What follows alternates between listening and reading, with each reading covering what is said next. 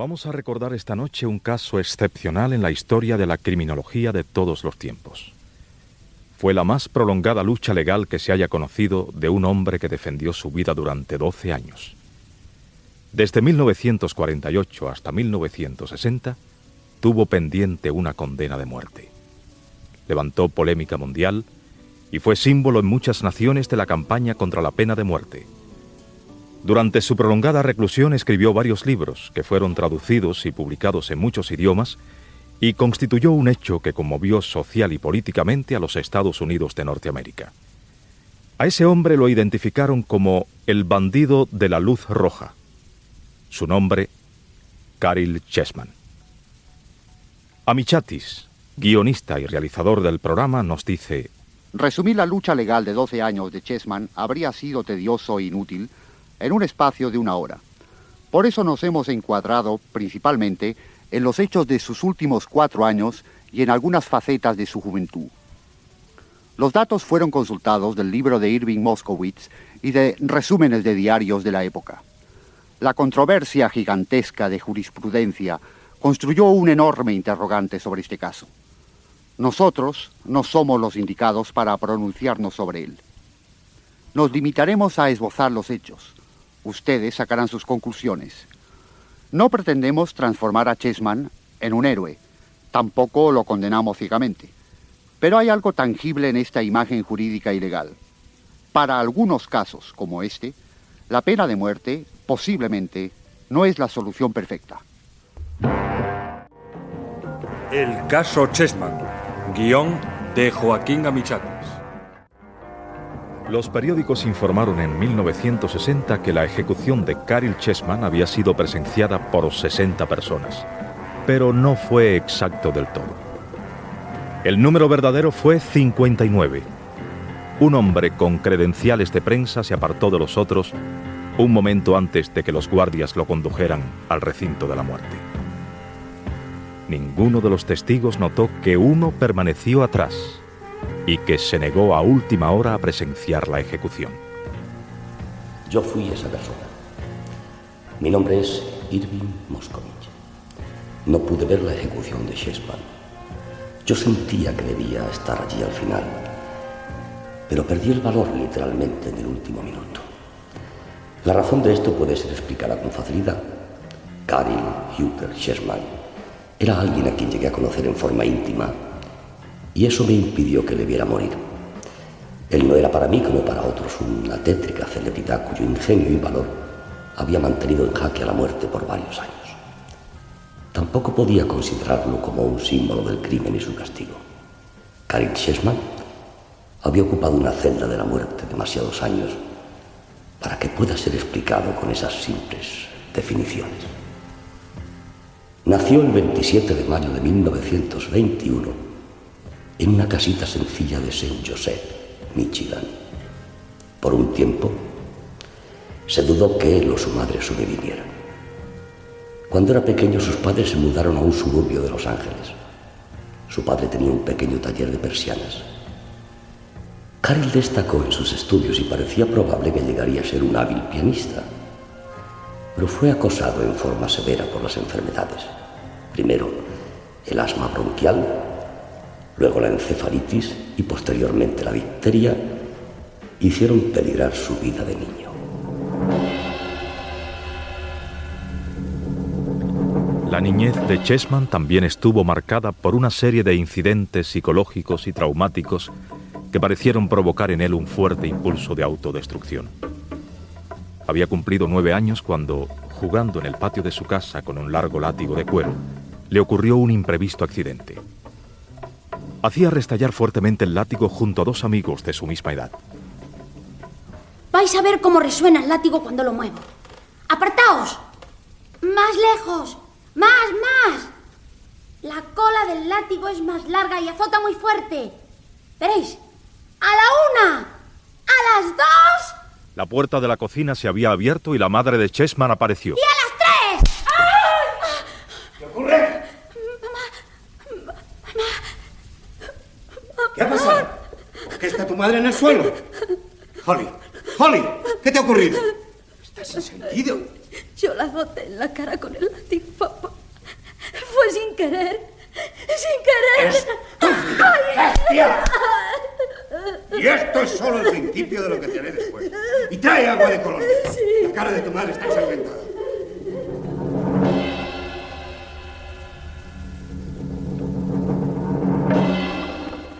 El padre de Chessman llevó a su esposa a la cama y después, cogiendo el látigo de cuero, encerró al niño en su cuarto y lo azotó despiadadamente. ¡Ay! ¡No! ¡No basta! ¡No jugar con ¡Basta, esto! por Dios! ¡Basta! ¡Toma! ¡Ay! ¡Ay!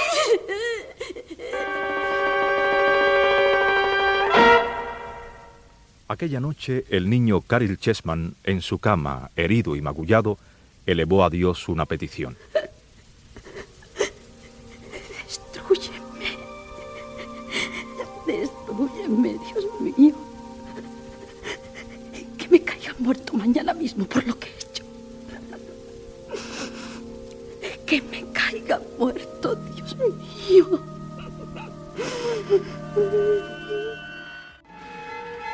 Otro suceso iba a influir en Caryl Chessman. Cuando tenía 11 años, él y su madre fueron heridos en un accidente automovilístico. Caryl sufrió serias lesiones en la cara, fracturándose la mandíbula, y su madre quedó paralítica de sus piernas. El hecho de haber sufrido heridas menores que las de su madre cimentó sus sentimientos de culpa. Un deseo inconsciente de aliviar esa culpa influyó en su reputación posterior como automovilista violento y descuidado. A los 15 años comenzó a delinquir. Comenzó a robar alimentos para su casa. La situación de su familia era precaria con la invalidez de su madre. Y robó. ¿Qué es eso que traes? Conservas. Es un cajón completo. Mira, hay de todo. Carne envasada, frutas, verduras. ¿De dónde lo has sacado? ¿Qué has hecho, Caryl? Nada, papá. Me lo dieron. El diario de Los Ángeles hace sorteos semanales y gané uno. Hemos tenido mucha suerte, ¿verdad? Si Chessman tenía que morir en la cámara de gas años después, el destino hizo que salvara la vida de su padre de las emanaciones precisamente de gas. Su padre intentó suicidarse encerrándose en la cocina una noche, y Caryl, notando el olor a gas, acudió en su ayuda. ¡Papá! ¡Abre! ¡Abre la puerta, papá! ¡Papá, no lo hagas! ¡No lo hagas, papá! El muchacho abrió la puerta a golpes y rescató a su padre, que ya estaba inconsciente. El incidente tuvo un efecto traumático en su vida, pero Caryl no iba a imitar a su padre directamente. A diferencia de él, le impulsaba un odio consciente, como un adolescente enclenque supo lo que eran los golpes y puñetazos de los jóvenes del barrio. ¡Ahí va ese otro! ¡Pégale! ¡Pégale tú también! ¡Venga! Eso está bien, el miembro entero, no meterse con los gatos. ¡Eso por aquí, estúpido! ¡Cobarde! No. ¡Está llorando!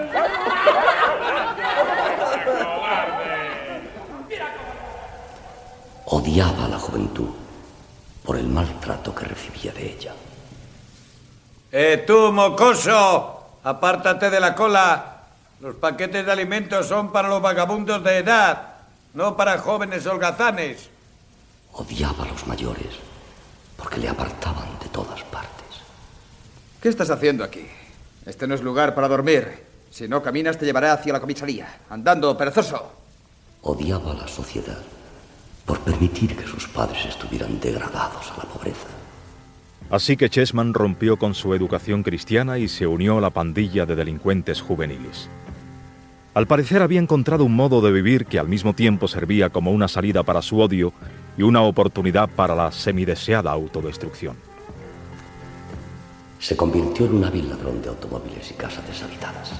Sus objetivos preferidos para los asaltos, burdeles y establecimientos de juego parecían serle señalados por amor al peligro. Y como si esas actividades no fueran lo bastante azarosas, tomó la costumbre de provocar a la policía para que lo persiguiera, violando las leyes del tráfico, conduciendo automóviles como un loco.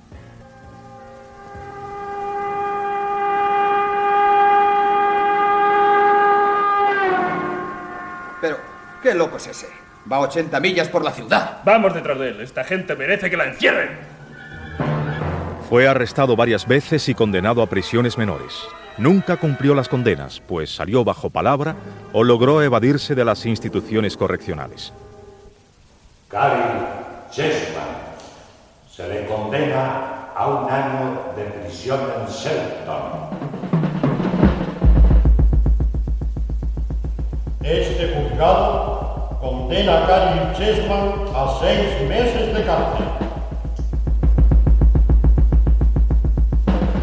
El juzgado de menores le condena a Gary Chessman a 22 meses de prisión abierta en la granja del Hampton Rise. Gary Chessman queda en libertad condicional. Se le condena a 2 años de cárcel, acusado por delitos de robo de automóviles, estando bajo libertad condicional. Escapó 6 meses después y nadie supo de él por algún tiempo. Fue entonces cuando surgió un personaje siniestro en la ciudad de Los Ángeles, un asaltante de parejas nocturnas. Radio de Los Ángeles dando su último boletín informativo. Un nuevo asalto ha perpetrado el bandido de la luz roja. El depravado bandido asaltó a una pareja que estaba en su automóvil cerca de Melrose, amenazando con su revólver a los jóvenes del coche. Hizo huir por la carretera al muchacho y abusó de la joven que quedó en el vehículo. Es el tercer asalto de esta clase que se produce en menos de un mes. Desde el canal 21 de Los Ángeles, comentando para ustedes Annie Balak. Amigos del programa, una pregunta se están haciendo los ciudadanos de Los Ángeles en estos días. ¿Hasta cuándo van a durar los desmanes del bandido de la luz roja? En menos de 2 meses, ha cometido más de 6 asaltos a inocentes parejas amparado por la oscuridad de la noche. Es inconcebible que un depravado esté cometiendo esa clase de fechorías sin que la policía haya podido arrestarlo todavía. Hemos retrocedido a la época más baja de nuestra historia criminal. En pleno siglo XX, no se puede pasear en automóvil en plena noche ni disfrutar del paisaje de Malibú o de Santa Bárbara o del parque de Melrose o tal vez ni siquiera en pleno Hollywood, porque un bandido perverso ataca inesperadamente con fines inconfesables. Hay que arrestar a ese desconocido llamado el bandido de la luz roja. La noche del 23 de enero de 1948, la policía de Los Ángeles detuvo a Caryl Chessman por conducir un automóvil robado. Cuando declaró en la jefatura de policía, el asunto fue más grave de lo que él pensaba. Dime tu nombre. Caryl Chessman. ¿Profesión? No tengo. ¿Dónde trabajas? En ninguna parte. Tu ficha indica que estás en libertad bajo palabra. Has reincidido por 4ª vez. Y ahora será la última que lo haces. ¿Por qué? Robé un coche. ¿Y qué? Me echarán 2 años por eso. Y saldré en menos de 1 a la calle otra vez. Te equivocas, Chessman. En tu coche llevabas una pistola y una linterna roja. ¿Y eso qué? Muchos llevan linternas rojas. ¿Está prohibido? Vas a ser interrogado por el FBI. No te envidio, muchacho. A algo grave te estás enfrentando. Dentro de 1 hora pasarás a interrogatorio. Responde. ¿Qué has hecho durante los 56 días de libertad bajo palabra cuando saliste de la prisión de Folsom? Contesta. Nada. Vagar. No mientas. ¿Cómo te ganaste la vida? No me pegue más. Lo diré todo. Habla de una vez. Llevamos 2 horas perdiendo el tiempo. Asalté 2 casas de juego. Dinero cochino. No me llevé demasiado nunca. ¿Qué casas? La de Bruce Mewis, en calle Quinta, y la de Mouse Jerrill, en Santa Mónica. ¿Qué más hiciste? Nada más, nada más. Te vamos a hinchar la cara si no dices la verdad. Confiesa. ¿Qué quieren que confiese? Que eres el bandido de la luz roja. ¿Qué? No lo soy. No he asaltado ninguna pareja. Responde y no mientas. ¿Por qué llevabas esa linterna roja en el coche? Para pasar por los semáforos. Los otros vehículos, cuando ven la linterna, creen que es la policía y se detienen. Mientes. Tú eres el individuo que estamos buscando. El asaltante de mujeres, el ladrón de coches y dinero. Tú, Caryl Chessman, eres el bandido de la luz roja.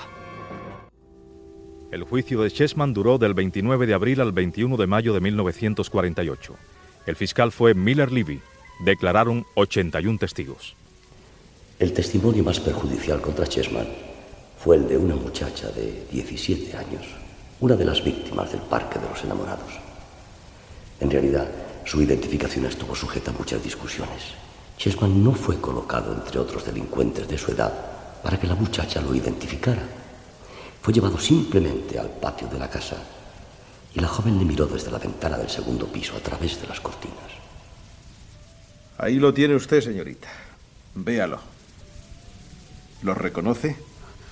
Sí. Es él.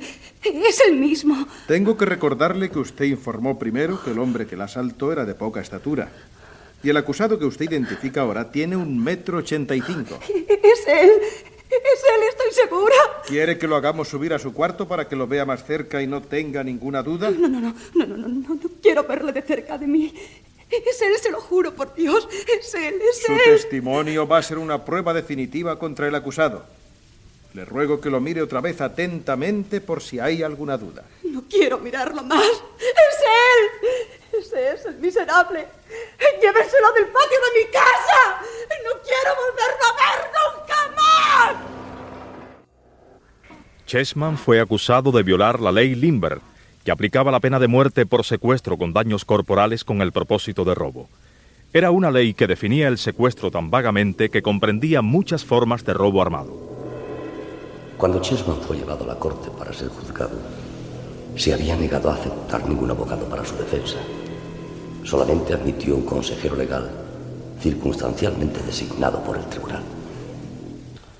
Al abrirse la causa contra Karin Chessman, se informó al jurado que la defensa no tiene representante legal en este tribunal y que actúa como consultor el señor Al Matthews. Como consejero legal del acusado, solicito la palabra para este. Desea hacer una interpelación al tribunal. Tiene la palabra el acusado Karin Chessman. Señoría, ya informé a esta corte que no deseaba ningún representante legal para mi defensa.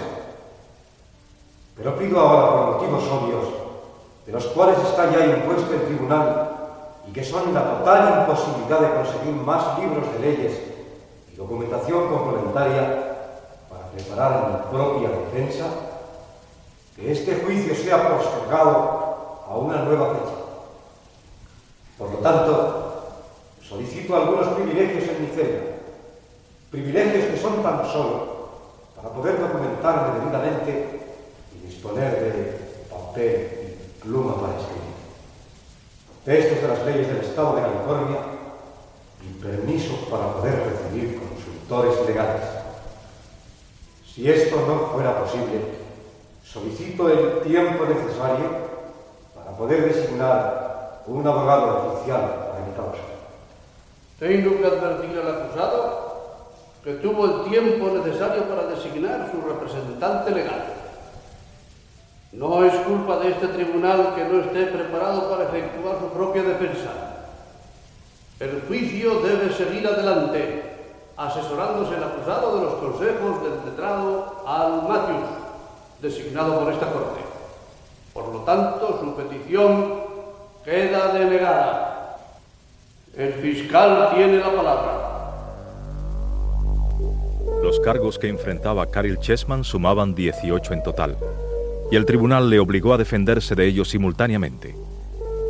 El fiscal Levy hizo declarar a 81 testigos, algunos de los cuales reconocieron a Chessman, a pesar de que en sus declaraciones anteriores habían asegurado que el asaltante hablaba con acento extranjero, cosa que en el caso de Chessman era mentira. Un mes más tarde, el fiscal solicitaba al jurado compuesto por 11 mujeres y un hombre el castigo para Chessman. Tienen ustedes ya un concepto claro del acusado. Saben que desde la edad de 12 años comenzó a robar, que desde los 16 era ya un pequeño bandido, que desde los 19 era un asaltante peligroso y que el que está frente a ustedes es el autor de los actos indescriptibles, impublicables, antinaturales y de tanta magnitud en su perversidad. Es el bandido de la luz roja, el hombre que desafió a la justicia, a la moral, a a la sociedad entera. Estoy convencido, y no me asiste la menor duda, de que ustedes sabrán aplicar la ley y el castigo que le corresponde a un ser de esta naturaleza. El jurado se pronunció declarando a Chessman culpable y el juez Charles Frick sentenció paradójicamente a Chessman a 15 condenas de cárcel y a 2 penas de muerte. Desde ese día comenzó la lucha desesperada de Caryl Chessman por espacio de 12 años. 12 años interponiendo apelaciones, 12 años en su celda estrecha, logrando posponer la sentencia de muerte. 144 meses de lucha alucinante contra la muerte, 648 semanas de angustia en el pasillo de los condenados a la última pena, 4.380 días estudiando leyes, recursos, escribiendo libros, ensayos jurídicos y solicitando a los tribunales la revisión de su juicio, la anulación de su sentencia. Durante ese tiempo es evidente que construyó su rehabilitación dentro del medio más difícil, la celda. También es patente la lucha más asombrosa por la supervivencia y sugiere que la sociedad pudo haberle salvado muchos años antes y el Estado le hubiera dado asistencia psicológica y psicoterápica para eliminar la causa de su aparente anhelo de ser castigado. Su prueba en el pasillo de la muerte empezó la mañana del 3 de julio de 1948. Y por cerca de 12 años, iba a residir en un cubículo de concreto y acero demasiado estrecho para extender los brazos y 40 centímetros más alto que su cabeza. Su mobiliario consistía en una mesa de madera, un taburete, un lavabo y un servicio higiénico. Un jergón y una repisa. Como un animal enjaulado, tenía que tomar sus alimentos en la celda. Se le permitía salir una vez por semana para bañarse. Era el pasillo de los condenados a muerte. 18 más había en el pasillo. A casi todos vio desfilar hacia la muerte. También vio enloquecer a 2 y suicidarse a 1. Él mismo tuvo que prepararse para la muerte 9 veces. Tuvo 2 citas con el verdugo en 1952, 2 en 1954, 2 en 1955, 1 en 1959 y 2 en 1960. Y en casi todas estas veladas de la muerte, solo tuvo noticias de la suspensión de la ejecución horas antes de consumarse. Sus padres habían muerto en el transcurso de aquellos años. Y fue así, bajo esas condiciones macabras, como florecieron los impulsos creadores de Chessman. Escribió 3 libros autobiográficos que fueron recibidos como piedras básicas en la literatura criminológica. Editó una novela sobre el tema de la rebelión psicopática. Escribió un texto de 200 páginas sobre el habeas corpus y un manuscrito de 400 páginas sobre los procedimientos federales. Ayudó a varios condenados a preparar sus apelaciones y se convirtió en el experto legal del pasillo de la muerte. El abogado que lo ayudó más prolongadamente fue la licenciada Rosalie Asher. Ella nos puede decir algo sobre la lucha legal de Caryl Chessman. Apeló a la Suprema Corte de los Estados Unidos 16 veces, 9 veces a la Suprema Corte de California, 5 a la Corte de Apelaciones, 6 veces a las Cortes de Distrito y 1 a la Corte de Apelaciones de California y otra a la Corte del Condado de Marin. Obtuvo 6 audiencias en la Corte del Condado de Los Ángeles. Casi siempre él tomaba las decisiones, redactaba los escritos y la que habla o el abogado George Davis los tramitaba en las Cortes. El señor Davis puede dar una opinión sobre el asunto. Gracias. No fue fácil trabajar con Caryl Chessman. Digo eso por la dificultad psicológica de servir como abogado a alguien que sabe más que uno de ciertos aspectos de la ley. Chessman había estudiado tantos libros en su encierro y había captado el sentido de la ley tan profundamente que la mayoría de las veces me sometía a sus ideas, mucho más brillantes que las mías, para interponer apelaciones en las Cortes de los Estados Unidos. Señor Davis, ¿en qué se basaban las apelaciones de Caryl Chessman en las Cortes? Principalmente se solicitaba un nuevo proceso. Chessman nunca pidió clemencia. Tampoco solicitó que le conmutaran la pena de muerte por la de prisión perpetua. No. Chessman negó siempre los cargos en su contra. Señorita Hatcher, ¿cuál fue la principal causa de que las Cortes aceptaran la postergación de la pena de muerte? Hubo un hecho que ayudó bastante a obtener postergaciones. El incidente fue la muerte inoportuna de Ernest Perry, taquígrafo de la Corte, durante su juicio. Perry murió de un ataque cardíaco 2 días antes de que se dictara sentencia, dejando así sin transcribir 2/3 partes del juicio. Este hecho constituyó la base para un nuevo juicio en las Cortes civiles.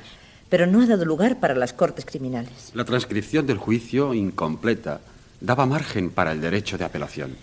Chessman apeló a la Suprema, señalando que una Corte de apelación basa su decisión únicamente en el expediente de la Corte inferior, y previno que no había forma de garantizar una transcripción del juicio exacta por estar incompleta.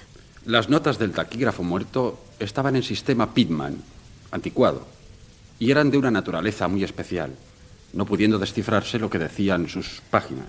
Se le entregó las notas del taquígrafo a un experto para que las completara y tradujese. Se tardó en ello más de 1 año después del juicio, pero esa versión se hizo caprichosamente. Chessman supo 2 años después que el experto a quien le habían dado las notas taquigráficas era cuñado del fiscal Libby. Esto era un vicio legal, al cual se apeló posteriormente. El propio gobernador de California, Edmund G. Brown, declaró en el año 1957. Fue un error aprobar el nuevo expediente. También fue una mala decisión no conceder un nuevo juicio a Chessman, pues era una solución práctica.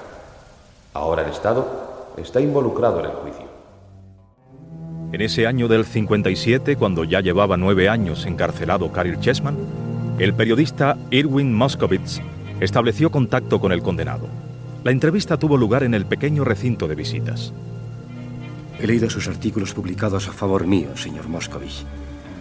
Créame que le estoy muy reconocido. Los primeros años la prensa no dio a su caso la importancia que debía. Ahora se está preocupando más. Pero todos son venenosos. Me tratan como un verdadero monstruo.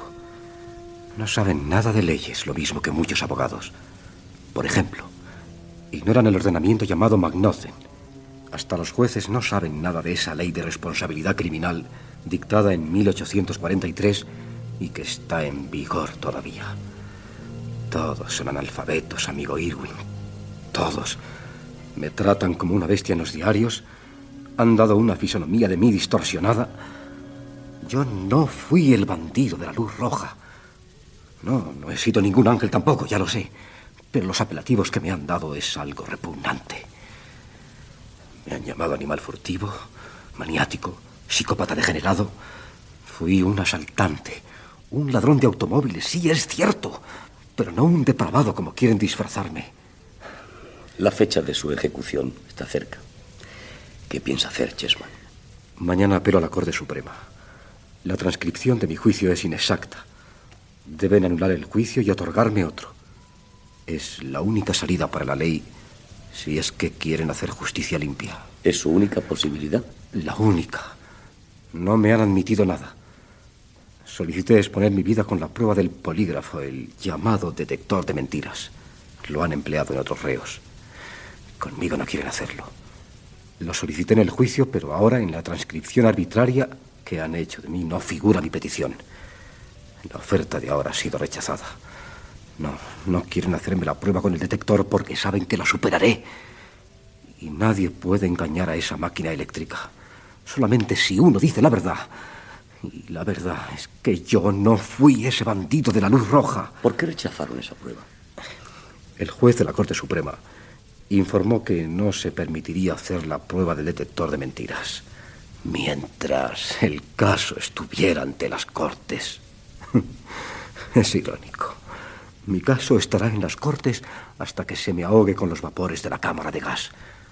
Solo entonces dejará de estar en las Cortes mi caso. Cuando esté muerto, me permitirán hacer la prueba. ¿Le dan facilidades en su celda?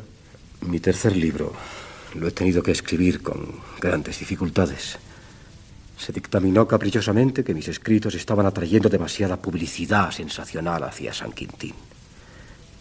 Me confiscaron los lápices. Tuve que escribirlo con papel de calco y un palillo de madera. ¿Se da usted cuenta? Por fortuna, ya se ha regularizado esto y ahora puedo escribir libremente. Aquello era una monstruosidad. La Corte Suprema de California rechazó la apelación de Chessman y este fue trasladado a la celda de la muerte. A las 6 de la tarde, 12 horas antes de la ejecución, el alcaide de San Quintín informó a Caril. Sus abogados interpusieron como último recurso una apelación en la Corte Superior del Condado de Marin. Y esta otorgó una postergación a su ejecución por 1 año, para revisar nuevamente la transcripción de su juicio incompleta. Volverá a su celda de costumbre. El 28 de febrero de 1958, el juez Evans dictaminó que la transcripción del juicio era adecuada legalmente y Chessman quedó en espera de la fijación de la nueva fecha para su ejecución. Rosalie Asher nos habla de un hecho muy significativo que ocurrió en aquel año. Caril Chessman me entregó un sobre lacrado que no debía abrirse hasta pasados 30 años. Dentro del sobre había una declaración muy importante. Contienen evidencias de la existencia de los 2 bandidos de la Luz Roja. Pero no quiero que se abra ahora ni después de mi muerte, hasta que hayan pasado 30 años. Bueno, usted sabe, tengo una hija de 16 años de mi segundo matrimonio. Las represalias que podrían caer sobre ella me hacen temer por su vida.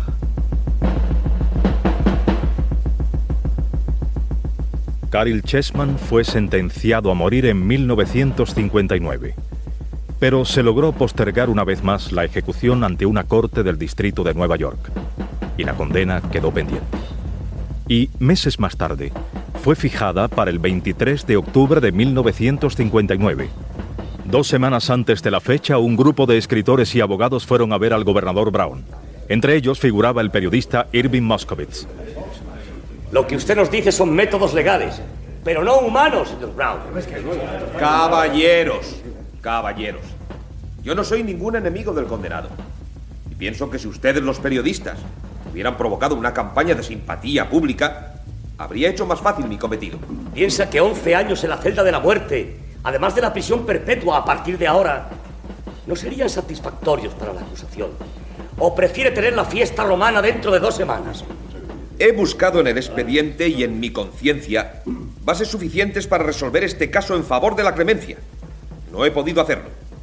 Una postergación más no nos lleva a ninguna parte. Y anular el juicio es imposible. La ley debe seguir su camino y no pueden torcerla las consideraciones sentimentales. Parecía seguro que la vida de Chessman terminaría el 23 de octubre del 59, pero 2 días antes de la ejecución llegó la comunicación inesperada. La Suprema Corte de los Estados Unidos concede un aplazamiento de la sentencia para que los abogados defensores puedan solicitar una nueva revisión de la causa y estudiar esta Corte su aceptación. Y por lo tanto, elevamos la petición a la Honorable Corte Suprema para que haga el exhorto respectivo ordenando la nueva revisión del proceso. Firmado George Davis, abogado, representante legal de Caril Chessman. 3 meses más tarde, la Suprema Corte rechazó la petición y la ejecución de Caril Chessman fue fijada para el 19 de febrero de 1960. Y la ola de protestas en muchas naciones comenzó a tomar caracteres sensacionales. Brasil fue la nación que más reaccionó ante la noticia. En Roma, diarios como el Observatore Romano, que decía en su editorial: es verdaderamente un sarcasmo ejecutar a un hombre que ya ha sido castigado haciéndole pasar 12 años en una celda de la muerte, contando las horas para su ejecución. El Expressen de Estocolmo comentaba el caso de Chessman. Es realmente inaudito que un hombre que ha demostrado entereza para rehabilitarse, equilibrio mental, creando obras legales de gran valor, sea víctima de una maquinaria jurídica insólita. ¿Puede la ley norteamericana tener a un hombre condenado a muerte durante 12 años? Apelaciones de clemencia fueron firmadas por figuras tan distinguidas como Eleanor Roosevelt, la princesa Bonaparte, André Maurois y François Mauriac. El periodista Irving Moscovitz visitó a Chessman cuando faltaban 3 semanas para la ejecución. He consultado a más de 10 jurisconsultos federales. Todos opinan que debe usted elevar su petición al gobernador de California pidiendo la conmutación de la pena de muerte por la de cadena perpetua. Y yo pedir clemencia. Y yo solicitar perdón. Arrastrarme y reconocer una culpa que no he cometido. Recuerde, amigo Irving, que de los 18 delitos que me condenaron al unísono, 9 de ellos era por transgredir la ley Lindbergh. ¿Cómo podría yo aceptar ese hecho insólito? Yo no fui el bandido de la luz roja. Nunca he cometido un delito contra la ley Lindbergh.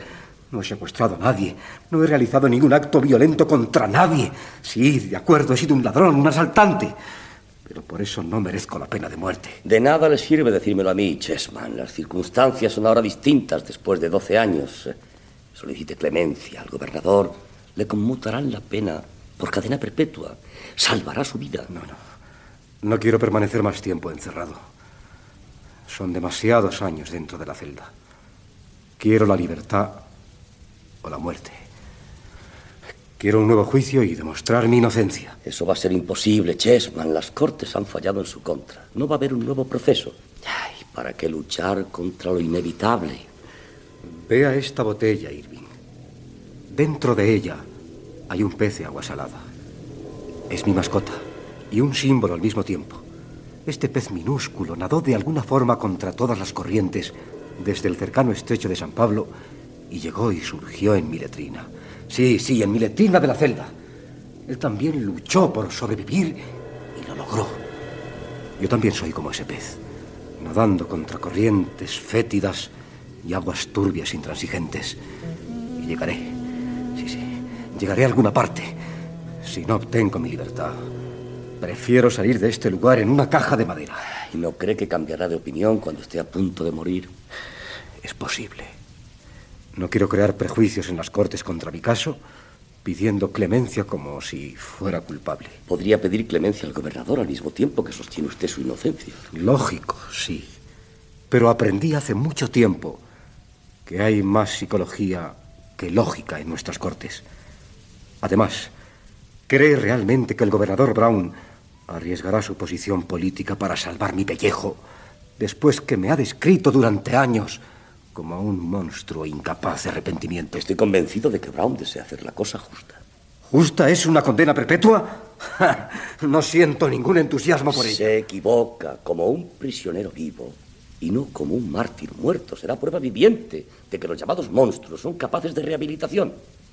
Como condenado a cadena perpetua podrá escribir, expresar sus pensamientos. Más aún, le prometemos seguir luchando para obtener un nuevo juicio. Dígame una cosa, Chessman. Si obtuviera su libertad, ¿qué es lo que haría? Me gustaría no volver a ver nunca otro libro de leyes. Seguiría escribiendo. Creo que me trasladaría a algún lugar del Brasil. 2 días antes de la ejecución, Caryl Chessman cedió en sus ideas y envió un telegrama al gobernador Brown. No pedía clemencia. Decía textualmente: le pido que haga lo que su conciencia le dicte que debe hacer. La mía me dice que debo afirmar nuevamente el hecho de que yo no soy el bandido de la luz roja, aun cuando el precio de esta afirmación sea la muerte. En la víspera del día señalado, el teléfono de Brown sonó todo el tiempo, llevando peticiones de clemencia de conocidos y desconocidos de Norteamérica y del extranjero.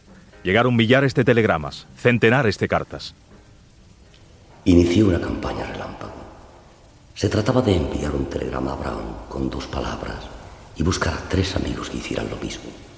Las 2 palabras eran perdonar Chessman. Fueron millares las que llegaron a casa del gobernador. Se organizaron desfiles ante la prisión de San Quintín y delante de la casa de Brown. Pero todo parecía inútil. A Caryl Chessman le quedaban ya pocas horas de vida. Estaba en su celda de muerte, a 2,5 metros de la cámara de gas. La ejecución sería a las 8 de la mañana, y aquella era la última noche de Caryl Chessman. 5 minutos después de medianoche apareció el alcaide en su celda. Tengo noticias para usted, Gary. ¿Sí? El gobernador Brown ha concedido una suspensión de 60 días. Esta es una gran sorpresa. No la esperaba en realidad. Exprese mi agradecimiento al gobernador.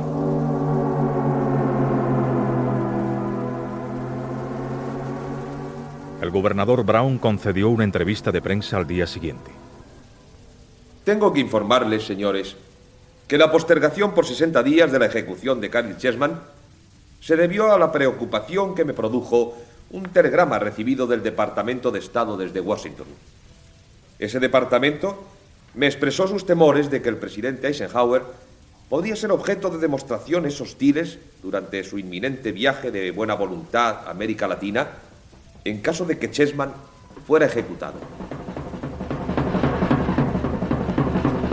Sí, a eso había llegado el juicio de Chessman, a influir en la política y a hacer que un presidente corriera riesgos de recibir manifestaciones de desagrado por el cumplimiento de una condena que se arrastraba hacía ya 12 años. En Los Ángeles y en todo Estados Unidos se escuchó esta frase. Ahora no lo matarán después de esto. Sí, todos creímos lo mismo en aquel entonces. Todos supusimos que nunca llegaría la fecha de la ejecución y que Chessman sería condenado a cadena perpetua. Pero no todos reaccionaron igual. Muchos diarios publicaron las fotografías de la muchacha asaltada por el bandido de la luz roja y que había sido internada en un hospital psiquiátrico por haber perdido la razón. El titular decía: para ella no hay postergación. Los editoriales se expresaron en forma contundente. Es posible que el criminal más depravado de los últimos años obtenga de la justicia facilidades para que siga la burla inconcebible, dilatando una sentencia que ya hace muchos años hubiera tenido que cumplirse. Y ahora comenzaron a llegar telegramas imperativos pidiendo la ejecución de Chessman. La opinión pública estaba dividida. Los diarios lo atacaron. Las emisoras de Los Ángeles lanzaron improperios políticos contra el gobernador Brown. Este declaró a un grupo de periodistas: Nunca he presenciado una exhibición igual de histeria colectiva. Nunca he visto tanta gente que quiera que muera una persona. Es como una chusma de linchamiento, solo que más grande. En Los Ángeles, una corte del estado fijó nueva fecha de ejecución para Chessman. Se amplió a 71 días. El día 2 de mayo de 1960. El gobernador Brown recibió un comité presidido por prominentes personas, escritores, abogados, artistas, industriales, políticos, nombres como el novelista Ray Bradbury, artistas de cine como Marlon Brando y Shirley MacLaine. Señores, de nada serviría la presión mía ante la Corte Suprema de California para conmutar la pena de muerte por la de cadena perpetua. Esa corte ya ha votado 2 veces esa posibilidad y en las 2 oportunidades la votación fue contraria. 4 votos negativos y 3 favorables. Tengo atadas las manos. La tarde anterior a la ejecución, Caryl Chessman fue conducido nuevamente a la celda de la muerte y volvió a ser puesto en capilla. Estrechó las manos de otros 16 condenados. El técnico y el químico llegaron a la prisión de San Quintín. Llevaban un par de botellas con bolitas de cianuro. Se preparó una mezcla de agua destilada en la que se iban a sumergir las bolitas de cianuro para producir los gases mortales. Fue tendida desde la celda a la cámara de gas una alfombra. El Estado proporcionaba alfombra a los condenados a muerte porque estos deben recorrer descalzos los 4,5 metros de la llamada última milla. La hora había llegado. Al patio del presidio estaban llegando los automóviles de las 60 personas que lograron la autorización para servir de testimonios de la ejecución. Se formaron grupos diversos en el atrio. En uno de ellos destacaba la figura de un legislador. Un periodista le preguntó: ¿Usted tiene pase para presenciar la ejecución, senador? Sí. ¿Por qué quiso ser testigo de ella? Estaba en California y decidí venir, dado que soy legislador. ¿Está de acuerdo con la pena capital, senador? Sí. Senador, como legislador partidario de la pena de muerte, ¿puede proporcionarnos alguna evidencia de que la ejecución que estamos a punto de presenciar evitará el crimen o logrará algún beneficio social? No he estudiado los detalles de la materia. Ah, entonces ignora la experiencia de los 9 estados de la Unión y aproximadamente 40 naciones que han abolido la pena de muerte. No lo ignoro, pero a mí no se me había dado el caso de la pena de muerte. Entonces, ¿por qué dice que es partidario de la pena capital? Lo digo porque soy partidario del cumplimiento de la ley y la pena de muerte es ley. Entonces, si usted hubiera sido legislador en los Estados Unidos durante la época de la esclavitud, ¿cree que había aprobado la esclavitud solo porque era la ley? Lo siento, no estoy aquí para servir de espectáculo. Después entraron todos al salón de oficiales. Un funcionario les dijo a todos: Señores, una vez dentro de la sala de observación no deberán hablar. No cambien de lugar una vez que empiece la ejecución. Les suplicamos que no tomen notas hasta que todo haya terminado. En su celda, Chessman encendió un cigarrillo. El alcaide miró a Chessman. La llamada telefónica llegó hace 2 minutos. El propio juez Williams Douglas me informó que la Corte del Estado rechazó la petición de habeas corpus y suspensión de la sentencia. Creo que eso es el final. Estoy dispuesto. A las 10:02 entró en la cámara de gas. 4 guardias lo aseguraron rápidamente en la silla de metal y adosaron en su pecho el fonendoscopio, cerrando la puerta de la cámara. Chessman volvió su rostro hacia el ventanillo para mirar a los periodistas. Lanzó un mensaje articulando sus labios hacia un periodista. Calma. Todo está bien. Todo está bien. Todos entendieron el movimiento de labios. Y la palanca que hacía rodar el cianuro al agua destilada se puso en movimiento.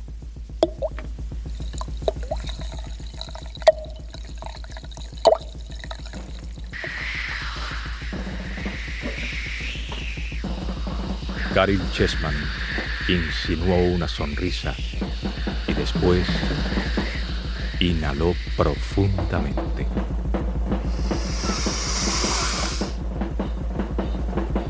Mientras moría Chessman, afuera, un guardia le decía al periodista Irving Moscovitz que se había negado a entrar. Están ejecutando a un hombre que estuvo muriendo 12 años seguidos. En la sala del alcaide sonaba el teléfono. Despacho del alcaide, diga. Le hablamos de la oficina privada del juez federal John Gottman de la Corte de San Francisco. Acaba de firmar un escrito concediendo la suspensión de la ejecución durante 1 semana. Demasiado tarde, señor.